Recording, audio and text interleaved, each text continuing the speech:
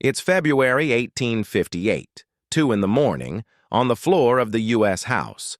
A debate about slavery in Kansas has boiled over, and roughly 30 grown congressmen are punching and wrestling in a giant tangle in the middle of the chamber. And then it ends. Not with a gavel, but with laughter. Because someone yanks the hairpiece clean off a Mississippi congressman's head, he panics and shoves it back on backwards. That is a real thing that happened in Congress. Here's the thing nobody tells you.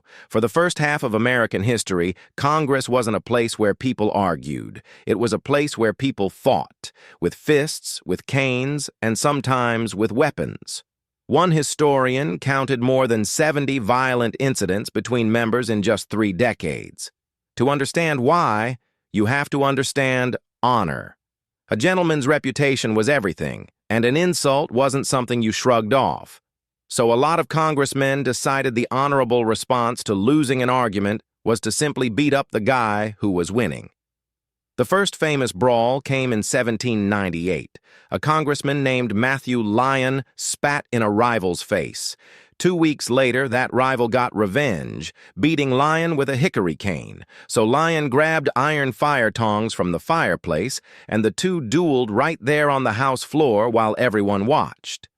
And it got worse. By the 1850s, tensions over slavery had turned Congress into a powder keg. Members showed up armed. Under those fine coats were pistols and bowie knives worn openly because a debate could turn into a fight at any moment. The most infamous attack came in 1856.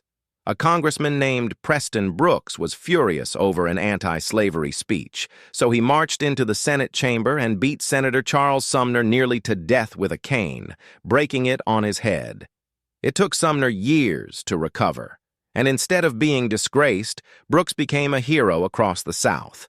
Admirers mailed him new canes, some engraved with "Hit him again." So why did it stop? The short version is the Civil War. The men most willing to settle politics with violence went and did exactly that on real battlefields. Afterward, new rules and norms slowly took hold. So next time you watch two politicians snipe on TV and think it's never been uglier, remember the fire-tongs, the bowie knives, and the backwards toupee. We didn't lose our civility. We're holding on to more of it than we ever have.